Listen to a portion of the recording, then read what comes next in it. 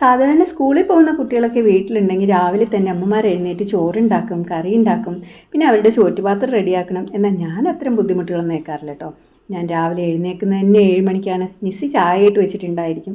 അതൊക്കെ കുടിച്ച് അവിടെ ഇങ്ങനെ കിടക്കും. അവസാനം നിസ്സി എന്നെ തള്ളി കിച്ചണിലേക്ക് പറഞ്ഞു വിടലാണ്. പിന്നെ ചോറും കറിയൊന്നും ഉണ്ടാക്കി നിൽക്കാനുള്ള നേരമൊന്നും അപ്പം കിട്ടത്തില്ല. കുട്ടികൾക്കാണെങ്കിൽ അതത്ര ഇഷ്ടവുമില്ല. സിമ്പിളായിട്ട് എന്തെങ്കിലും ഒരു ബ്രേക്ക്ഫാസ്റ്റ് ഉണ്ടാക്കും, അത് തന്നെ കൊടുത്തു വിടുകയും ചെയ്യും കേട്ടോ. ഇന്ന് ഞാൻ ഉണ്ടാക്കിയത് പൂരി ബാജിയാണ്. പൂരി ഉണ്ടാക്കി കഴിഞ്ഞാലും കഷ്ടകാലമാണ്. കുട്ടികൾക്ക് എല്ലാവർക്കും 7ഉം 8ഉം വെച്ച് വേണം. അവരുടെ ഫ്രണ്ട്സിനെല്ലാം പൂരി ഭയങ്കര ഇഷ്ടമാണ്.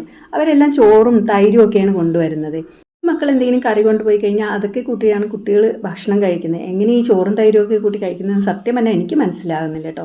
അപ്പോൾ എൻ്റെ മക്കളുടെ ബ്രേക്ക്ഫാസ്റ്റൊക്കെ റെഡിയായി ഞാൻ അവർക്കൊക്കെ വാരി കൊടുത്തു. പിന്നെ മൂത്ത 2 പേർക്ക് ഞാൻ തന്നെ ടൈ കെട്ടി കൊടുക്കണം. അതൊരു ശീലമായിപ്പോയി. ഇപ്പോൾ അമ്മ ഇതുവരെ പഠിച്ചിട്ടില്ല കേട്ടോ. അപ്പോൾ ഇതൊക്കെയാണ് എൻ്റെ കൊച്ചു കൊച്ചു രാവിലത്തെ വിശേഷങ്ങൾ.